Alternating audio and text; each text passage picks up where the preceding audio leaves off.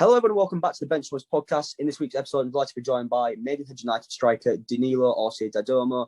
Danilo, how are you? Yeah, good, thank you. Thanks for having me on. Yeah, it's a pleasure. And I just want to tell you a quick story before we start. Have you ever played a game called Football Manager? Yes. Yeah, all right. Love so it. Actually, the reason I first found out about you and you played for Maidenhead, I was doing a career in Maidenhead, and I think you got something like 90 goals in 70 games for me. You became a legend at Maidenhead, so that's sort of Fantastic. really how I searched you up. So I guess that's sort of one of those funny things, but just thought I'd let you know about that. But I think we'll crack straight on things because I understand that you're half Italian, half English, and you've got some Scottish in you. Whereabouts did that come from? Where's your family from? Yes, I've got all four grandparents Italian, and my nan is part Scottish. So we've got the Scottish background from her side. I haven't actually been any time recently, obviously with COVID and that, but we do tend to go to Italy quite a bit. Back to the family home, back to the family roots really, and enjoy my time over there. Yeah. Would you ever be interested in playing football in Italy? Yeah, definitely. It's definitely something I've thought about in the past and something that possibly in the future I could explore. But yeah, it's a lovely country. Obviously, great food. Personally, my favourite. And yeah, see what the future holds really. Yeah, and also along with Italian, can you speak Italian? Are you fluent in the language or? To be honest with you, no, I'm not. I can get by when I'm out there. Ordering drinks, food, going to the supermarket, I can get by with all that. But in terms of fluent Italian, having a full-on conversation, I'm struggling. But I am learning. I've got the apps on my phone, trying to pick it up a little bit by bit. But yeah, we'll see how it goes. Yeah. And I believe you obviously were brought up in London, sort of Barnet area. But at 18, you moved to America. What sort of influenced this decision? Yeah, I got offered the opportunity to go to America. I just finished doing my A-levels. I was kind of at a crossroads, going into work, playing football part-time. And the opportunity to go out to America was something that I didn't take lightly, but I felt it was the right decision. Family kept saying to me, even though I didn't feel it at the time, you're so young, go and explore, travel. Obviously, I carry on with my education out there as well. And it was something that I just thought at that time was the right decision to make. And looking back, it was probably the best decision I've made so far. What did you study in America? Yeah, I've done business management out there at Eastern Florida State College, which was it was a good course. Obviously, playing football alongside it made it a lot easier to study as well. And definitely, if any boys are out there thinking about what's next for them, it's definitely a pathway I'd recommend. Yeah, and obviously, what you mentioned you're studying there, was there a possible opportunity for you to, well, you still working in this field, or is it something that you maybe had just as a backup in case football didn't really work out? Yeah, it was more of a backup plan, like what I could do if football didn't work out, and something which I can look to explore once football has finished. Whether that's staying inside the football industry, business management, or looking elsewhere outside of that into a different industry. Yeah, and college obviously offered you opportunities to play football. Which team did you actually end up going to? Yes, I was at Eastern Florida State College, and then I played under-19 football for Chivas, who are no longer, I don't think they're actually any longer in existence. They've got the Mexican side to it, Chivas Guadalajara. And then from there, I moved on to Fort Lauderdale Strikers. And that was the owner at the time was the legendary Ronaldo 9. Oh, okay. So wow. that was an experience. Had some good players there. Played alongside Cleberson, which was definitely one of the highlights of my career so far. Yeah, especially if you're at such a young age as well. But being in America, then I understand you had connections to someone called Oliver 12 Trees. Is that right? Yeah. How did he help you? How did you help you get into football then? Yeah, so Oliver 12 Trees out there was the head coach of Eastern Florida College, and I was out there playing the under-19 football at the time when he kind of approached me and said, "Look, come to our college, take the next step," and kind of gave me a pathway. And not only on the pitch, he helped me develop as a player, but definitely off the pitch. Obviously, being in a different country, he was Welsh, brought up in Wales, kind of knew a bit similar situation to what I was in. So having that figure out there definitely helped me settle in and develop both on and off the pitch. Yeah. How many years were you actually in America? Did you ever see like an opportunity to move maybe towards the MLS? Yeah, I was out there in total just short of 4 years. Okay. once I finished my time at Eastern Florida State College, there was definitely a time period where I was thinking about maybe staying out there permanently, trying to pursue the pro career out there. But at the time, I was thinking I'm still young enough to maybe go back and give it a shot in England and see how high I could play back home, which is and still is the goal. Yeah. And what would you take from your whole college experience? Did you enjoy it? Would you ever consider moving back to America to try something new? Yeah, definitely. It was definitely the best period of my life so far. A time I don't look back and regret anything that happened out there. Full of great memories, and yeah, possibly in the future it's something I'd look to maybe getting back into again. Whether that's coaching out there at a college level or going back out there and helping in a different way. But yeah, it's something, again, a great time and great memories. Yeah. But obviously you came back to England. How did you manage to find East Thurrock then? Did they come to you or did you go for a trial? Yeah, I knew someone who, my agent at the time, Bert Lamont, had a contact there, and he kind of spoke to them, and I went into training for the last 2 weeks of the previous season with him. And John Coventry was great. He just said to me, "Look, we really like you. We want to try and do something coming at the start of pre-season." So yeah, that's kind of how it all started really with them. Yeah, and you weren't at East Thurrock for very long, but what was your relationship like with John Coventry? It helped you settle in there, I imagine. Yeah, it definitely gave me more opportunity to play Conference South football, which was the main thing. And he was anyone who tells you he's a great person, funny on and off the pitch, and just a general all-round, real honest, nice guy. So I had a great time playing under him. Okay, yeah. And then the move came to Hungerford. Obviously, they're in the same division, around the sort of position that East Thurrock were in. What made you decide to switch from East Thurrock to Hungerford? Yes, at the time, obviously, at East Thurrock, we were in a bit of a relegation battle. I think at the time I was top goal scorer at East Thurrock, but I wasn't playing the minutes I needed to almost at that time in my career. And again, Covo, being honest as it was, he wanted to get experienced and older players in. So a few of us ended up moving on at that time, and Ian Heron approached and said, come and play for us, who I think at the time were one point above him in the league. 2 hours away travel. But I thought to stay in this league and play, it was an opportunity I couldn't turn down. So obviously when you moved to Hungerford, you worked alongside Ian Herring. How different was his sort of playing style compared to John Coventry, or was they very similar in the way that they tried to make you work up front? Yeah, I think it was a bit different because obviously when I went into Hungerford, I was playing more as a lone striker.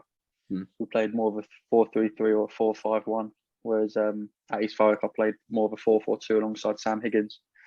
So yeah, it was a very different experience. The change room again at Hungerford was very young. I think at the time, the oldest boy, we had one boy who was 26, but apart from that, everyone was under the age of 22. So it was a very young dressing room, and it was very much more about helping players develop and trying to push players on from Hungerford up into the higher leagues and giving them a career and a pathway into the pro game. Yeah. And I'm not too sure if you played along either of these two. Did you play alongside Alf Whittingham or Joe Tomlinson? Yeah, I played alongside Alfie Whittingham. He played centre mid at the time for us. Great boy, great attitude, hard worker. Real pleasure to play alongside him. He always knew he was going to do the dirty work every game and just give me the ball in the areas I needed. Joe actually went there the year after I left, but I played against him this year, and everything I've heard about him is great reviews and top reports on him, really. Yeah. Would you say with Alf Whittingham then you could always tell that he was going to be able to make the step up to Aldershot in the National League? Yeah, definitely. I think just his engine alone, his box-to-box ability, running style, was always something that someone would take and go, yeah, we can work with that. And again, off the pitch, such a nice guy, always smiling, just a positive person to be around. And I think, again, was one of the main reasons why we ended up staying up that year. Just the positive energy around the changing room that he brought was a really good factor to helping us. Yeah, and you could say that this was your first sort of proper year playing at a football club. You got 9 goals in 31 games at Hungerford. How did you feel about this for your first season? Obviously being a youngster, doing that well, keeping them up on the final day as well. How did you feel about that as a footballer? yeah, I was really happy with my first season playing men's football back in England and playing in the National League South. Obviously, going into it, I heard a lot of people say how tough it was going to be, what a different level it was going to be. I kind of set out at the beginning of the season to hit double digits overall, whether that was at one club or again at the two clubs, which I did. So for me, it was a very successful season, and even more so the fact that we kept Hungerford in the league, giving them the platform to push on for the following years. So no, I was really happy with that season and met some great people and had some great memories. Yeah, and one of those people in the squad was, again, sorry for how I pronounce his name, I've got no idea. Marvel Ekpetita, obviously a defender. So when you're a striker and you're playing, obviously you're the one trying to score the goals. How sort of just comfortable do you feel knowing you have a centre back like Marvel at the back that you can just trust? Yeah, he was great, Marv. We used to travel up again because he's a London boy, so we used to travel in every day together. Great defender. Just knowing you had him behind you, it was just gave the team a bit of solidness about him. And I think as we went on and got better, we were holding teams to 0-0s, and it just gave the strike force a bit more confidence, thinking we only need to score one today to get a win. So definitely, he was a great player to have there, and I'm sure anyone at the club will speak highly of him. Yeah, but when you did leave the club, what sort of influenced you move to Hampton and Richmond? Yeah, so at the end of it, obviously Hungerford was going for a time of uncertainty, obviously with finances and stuff, and a lot of the boys at that point were looking to move on. For me, it was more based on the distance. Hampton came in. I played under the assistant manager at the time, Fab at Hampton, when he was at Cockfosters in the Spartan Prem. Okay. When I was about 15, 16. So obviously I knew him from that. He said to me, look, come down. We'll help you develop. We've got a great squad here. The coach and staff are really good. And it was just that confidence in him and belief that this was the right step in my career. Yeah, and you managed to get double digits again that season, including a 7-1 win against Hungerford. Were there ever any thoughts through your head thinking you feel bad for getting 2 goals against them and obviously beating them as badly as that? Yeah, it was a bit of a strange game, to be honest. I'm pretty sure Ian Herring got sent off from the sidelines as well, which didn't help the fact. But no, a lot of the boys were still there who I played the year before. The club was going for a tough time financially. So they were fighting to stay up, and luckily they did. But no, I was at a new team. It was just go out, do your job. Can't take friends on the pitch. But yeah, we all had a joke about it after, and we still joke about it till this day. But no, the main thing was they stayed up after all that. Yeah, and you scored 3 minutes in. Did you celebrate? I think I did, to be honest with you. Oh. I can't remember, but I want to say I did. It weren't. I think they go, "Oh, don't celebrate against your teams and all that." But for me, scoring a goal, like need to celebrate. There's no better feeling for me. I can't help it. I don't do no big extravagant celebrations anyway. It's normally just like a Alan Shearer hand up in the air and stuff. So, there was nothing to it. I don't think anyone took offence to it either. So. You also scored a penalty in that game. Would you consider yourself someone who's comfortable taking a penalty, like a bit of a penalty specialist? I wouldn't say a penalty specialist, but yeah, I'm comfortable. I'm comfortable stepping up to take a pen if needed, and thankfully in that one it went in. Is it as a striker? Is it sort of just hit it as hard as you can, hit and hope, or do you actually fully go for the placement with a penalty? Yeah, I think each striker's got their own type of technique to do it. I like to think I go more for placement instead of hit and hope. Yeah. Just because it gives you a bit more certainty. But again, the penalty is a free shot, a goal with another chance to get a goal. So yeah, that's what I always like taking them if I can, really. Yeah, and that season you just about missed out on the playoffs. I think on the final day. So how sort of disappointed were you at the end of the season to have not made the playoffs, having come so close? Yeah, I was. I think the main problem with it all was the COVID kicked in. So we ended up missing out by, I want to say, maybe a point or a point and a half. but we had 10 games left. We were in a good run of form, and we felt come the end of the season we would be in there. So obviously to have it cut short and taken out of our hands was a real disappointment. But obviously again this year you looked at how well Hampton did, and I'm sure again they would have made the playoffs. So hopefully next year, third time lucky. Yeah. And also while at Hampton Richmond, you mentioned the fans play the season. As a footballer then, how good does it feel to you knowing that obviously the fans support you that much and rate you that highly? Yeah, it's massive. I always say for me, out of fans, players, and managers, player, the fans one's the most special to me. The players obviously see you day to day in training, same with the managers and stuff, but the fans are the one who come down, spend their money, get behind the team. So to be recognised as their fans player was a real honour that year. Yeah, and then you made the move you made your move to Maidenhead, but obviously the COVID was around at that point. So how did this move come about? Was it sort of your agent putting your name out there, or did they approach you? Yeah, so Lee Devonshire gave my agent a call just to find out kind of about my availability for the upcoming season, and it was very much done within the space. I think on a Thursday the first call came in saying they were interested, and then the Monday morning I was there signing the papers to get it all done. So it was obviously at a time during COVID with all the uncertainty and stuff going about. It was just nice to know that I was gonna still be making the step up into the National League after the season I just had. Yeah, and how big a step up would you say it is? Obviously you played National League South and National League. Do you say it's a lot more difficult? Yeah, I think it's different because there's a lot more full-time teams. The teams are much more well drilled, well coached. You find you can't really afford to turn off for that split second because you will get punished. Yeah. The budget's obviously bigger. You got players dropping out of the league to come and play.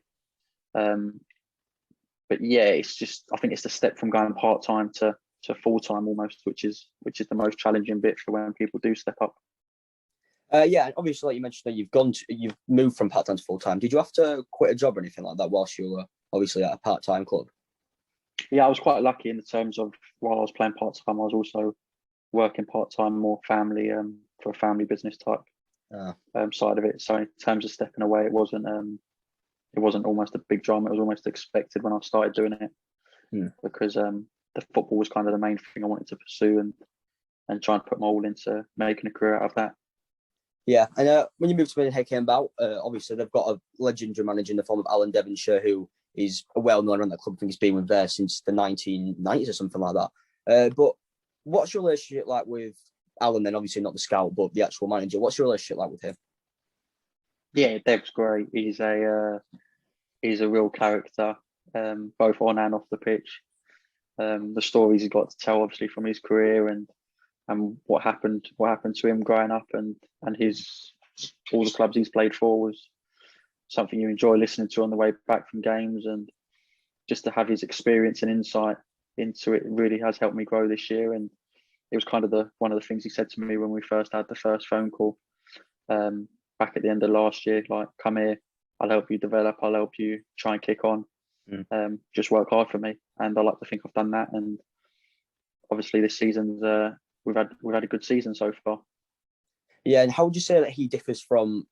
Sorry, I don't think we've mentioned the Hampton Richmond manager. Is it McCann? Gary McCann, yeah. Yeah. How would you say he differs from the likes of Gary McCann or Ian Herring, who obviously have helped you out in the past? Yeah, Gary McCann again is a great manager. Another one I've got a lot of time for. He helped me develop a lot and obviously helped me push on to make that step up. With Dev, I think he's a lot more basic in what he demands. He doesn't ask too much. He keeps it obviously very simple, and he knows what he wants in each position. And I like to think he's got what he's asked for this year because of the season we've had so far. But yeah, he's a great manager with a lot of insight into the game, and he's got a real desire to share it with the boys he's coaching. Yeah. Obviously, there's some players in Maidenhead right now, such as Sam Barratt, Rohan Ince as well, players who were previously playing in the Football League. And you look at Harry Pritchard, who's currently at Bradford right now. He's gone from Maidenhead to the Football League. So do you feel like as a player at Maidenhead, that there is sort of a route to the Football League if they don't make the playoffs this season, that is? Do you feel that that clubs are watching anyways, if that makes sense? You've had previous players from Maidenhead move on. Yeah, I definitely think, listen, it's a credit to Maidenhead in itself. If you look at the amount of boys they've pushed through, obviously Harry was one. I know Max Kilmer went to Wolves from Maidenhead as well. Dave Tarpey went to Barnet a couple of years prior to it. So it's a club which is giving players the opportunity to push on. They're not holding players back. They're trying to help them develop, and they're doing what's best for the player. And the players obviously trying to help the club as much as they can in return. Yeah, and how does it feel playing alongside Ryan Upwood? Because he's currently Maidenhead's top assister. So as a striker, how does it work for you playing alongside a midfielder who's got as good vision as he has? Yeah, Uppy's a great player. He's again, he's a bit like Alfie, a bit older though, but he's got an engine in him. He works harder than. You've obviously got players like Josh Coley and Dan Sparks out wide, who again are providing quite a few assists from there, and you've got people like me and Sam Barratt who are scoring the goals. So, as a whole, as a team, it's great to be a part of, and it gives you the confidence that we can really push on and win games. Yeah, and obviously you've had a really good past month as well. 6 goals in your last 6. You got voted the Offline Blog Player of the Month for the National League. What's been the secret this month? What sort of changed, I guess? I don't think anything's really changed too much in what I'm doing. Just again working hard and just hoping when the opportunities do fall my way, I'm there and putting them in the back of the net. Which this month's been obviously been a good month. So I'm just hoping it continues and we have a good end to the season. Yeah, and I think when you say a good month, you sort of underestimate that. Obviously, you got your first professional hat trick in 7 minutes. So what happened there?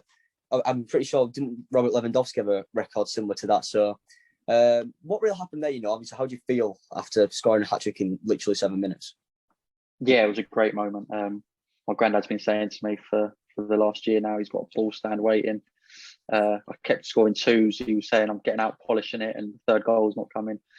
So kind of once I scored the third, my first ball was there we go. That's where the match ball's going. But no, it was a great moment. A night to remember, shall we say? So yeah, I'm hoping it's the first of many. Yeah, and you're helping right now, Maidenhead push towards playoffs. How good is that dressing room then? Do you think that they have what it takes to get to playoffs? Yeah, the dressing room's in good spirits. Obviously, you look at a club like Maidenhead. There's no need to lie. The target was to stay up this year. Everyone knows it. The budgets that some of these clubs have got is crazy. So for a club like Maidenhead to be 12th, I think we are at the moment, with 2 games in hand and 7 points off of playoffs is phenomenal. We're kind of just taking each game as it comes and just trying to hope we can string some results together to push us up the table, so we're there or thereabouts come the last 2 or 3 games of the season. Yeah, and obviously this weekend there were the whole social media boycott, but one thing that did happen was Sam Barratt's mental goal. How much did he go on about in the change rooms afterwards?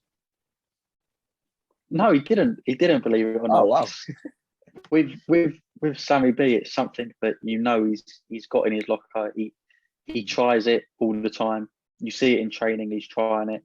So yeah, obviously when it went in, everyone was like, "Wow, what a goal!" But everyone's almost thinking, "We know he's got that ability to do it." So yeah, I think he's won goal of the season, and I said to him after, "Well, if you've got goal of the season, I want the assist of the season." And we just had a laugh about that. But no, he's a down to earth boy, and hopefully he can carry on producing for us this season. Yeah, and another player at Maidenhead this season who's had a good year is obviously Tate Ashby-Hammond between the sticks. How much do you think it helps for the youngsters who get loans from Premier League clubs coming down to Maidenhead? How much do you think you can sort of help them progress? Yeah, I think it's great for these boys to get out and get into first team football. It's obviously a different experience to playing 23s football. And for someone like Tay, he's taken it like duck to water. He's been phenomenal for us this season. I think no fault of his, we had a tough start. I think we conceded 12 in the first 3. we didn't help him out as best as we could, and he came through that, unmasked, confident as anything, and his performances for this season have been great for us. And credit to Fulham and credit to Alan Devonshire for giving him the number 1 shirt and playing him this season. Yeah, and that's funny enough, because talking of kit numbers, I've noticed that at your past few clubs, you've always chosen number 10. Obviously, this is quite a normal kit number for a striker, but is there a backstory behind which kit number you get? No, I just like, for a striker, if I know, I like 9 or 10. In America, I was 16, only because when I played Sunday League football when I first started, I chose number 16 for some reason. Yeah. But going back into men's football now, it was the 9 or 10 shirt that I wanted. So yeah, that's why I've got number 10 this year. Yeah, and the last one sort of been on Maidenhead then. Obviously, there's been no fans in this year. How excited are you for them to return? Yeah, can't wait. It's a shame, I think, that we've had the season we've had with some of the results we've had, and they've not been able to be there to experience it. Beating Torquay at home 4-1, 5-1. Again, fantastic night to be at York Road for it. Even the 150th night when we drew 0-0 with Stockport. For people who have supported the club for so many years, not to be able to be there on that night was a shame. But I think they've followed us with all the streaming and the BT games that we've had. So it's definitely something we as a team and everyone involved in Maidenhead are looking forward to welcoming them back and hopefully get a good few results towards the end of the season when they're back. Yeah, and there's been a lot of rumours surrounding you recently because you've got 16 goals in 32 games, average a goal every 2 games. And because of that, you've got Football League interest. Someone tweeted out the other day saying Colchester, Burton, Bradford, Shrewsbury and Salford are all interested in you. What are your thoughts on potentially playing the Football League? Will this be sort of like a lifelong dream for you achieved? Yeah, to play in the Football League, I think it's any young boy's dream.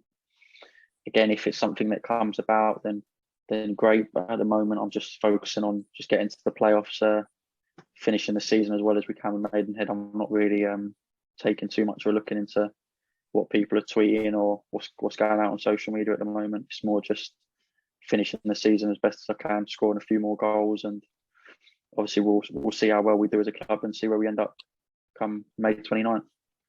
Yeah, and so a few things on you then. First of all, which football club do you support? Arsenal. Oh God, that's not a good answer. Born and raised. What are your thoughts on the season then? Obviously with Arteta and everything that's gone on with the Super League. Yeah, the Super League I think is a story in itself. I think obviously the way everyone's reacted, you can tell it didn't go down too well.